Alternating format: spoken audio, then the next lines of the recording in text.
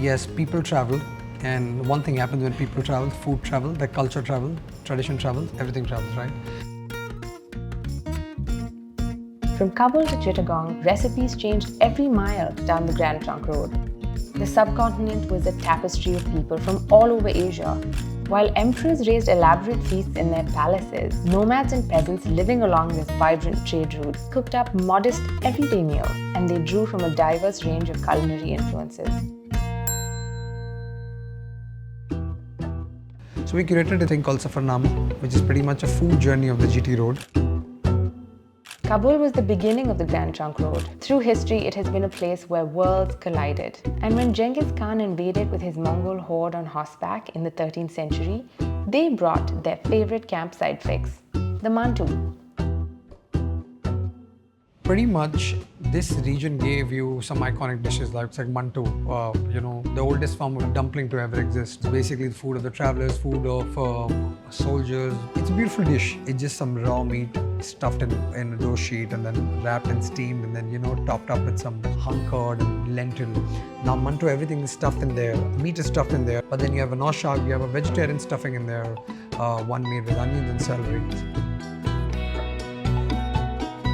It wasn't difficult to freeze these things. Understand there's no refrigerators, right? So the only way to freeze is like pack it and stuff it on the snow and then wake up and it's frozen, right? And then you travel with it and it travels very well. To get Mantu and oshag both in the kitchen, we'll keep Mantu as it is for the non-vegetarian.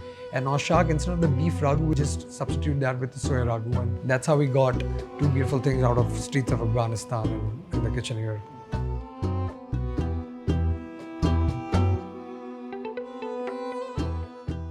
I think it's the beauty, when you do something on a stone and you grind anything on a stone, the flavor that oozes out is insane. It's unmatchable. That is one thing India should take it out to the world.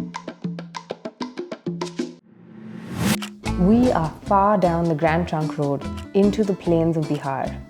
The region's farmers and miners were custodians of a food history stretching all the way back to ancient India. Their meals were simple yet vital in the nutrition they provided to a large population that toiled away in the mines and fields.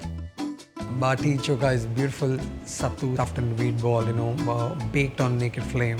One of the most beautiful things that comes out of north of India is choka. Like throw in the tomatoes, throw in the aubergine, throw in the onions, some case potatoes also, right? Char it, peel the skin off, mash it, throw in some garlic. It's a very interesting form of cooking actually, because when you expose wheat to a naked flame, it hardens very fast, right? So you have to make sure it goes on and off, on and off, on and off. There's the right amount of char on it and then you take it off. Bihar is all about mining, right? Like extensive mining, right? Simple food to carry.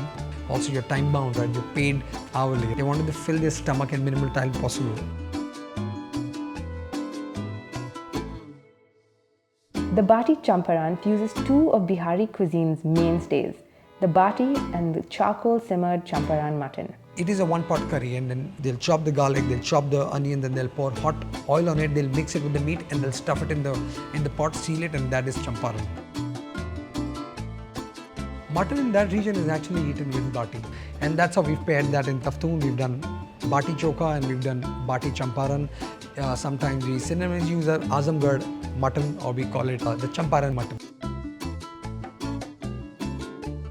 Any celebrating moment, if the family eats its meat, I can guarantee you there'll be Champaran on the menu.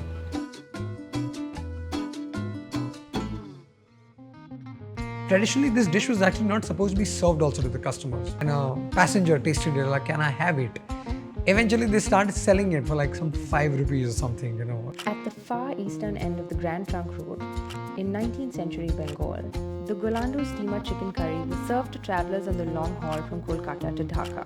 They'd first take a train to Goalando Ghat, board the Goalando steamer on a 6-hour ferry ride across the Ganga, and another rail link connected them to Dhaka. These boatmen, specifically actually the Muslim boatmen, came up with this curry. And eventually they realized it was such a popular thing. People were actually staying hungry in the train to eat this curry in the morning. It is basically chicken, there's baby onions, there are potatoes in it, there's some whole spices, that is it. Steamer curry is very rusty, I would say. In a way, it's a very intense chicken stew with potatoes and onions in it. Mind you, this dish only goes well with rice. And also again, makes sense. Throw in this Goalando curry, throw in some rice, eat and out, you're done. Quick fix, right? So when we came up with this course, Goalando Steamer Curry, to find a vegetarian equivalent, of course, dokar dalna was one of the dishes that came to my mind. Very interesting history again. This was a dish made by the widows of Calcutta. The widows weren't allowed to savor all the goodly things of world, like not wearing colors, not eating spices, not eating meat. They came up with something called the dokar dalna. It's basically a lentil cake. The idea was to, deceive, like it's a mock meat. So what do? We come up with our own dish, and that's our dokar dalna, and then dokar dalna. Dalna is the lentil cake. When we talk about the food, the story of the GT Road is the boatmen, is the working class, the laborers, is the widows that have been deprived of certain necessity of this world, right? Very interesting history, and pretty much what Taftoon holds true to itself. We do food with history.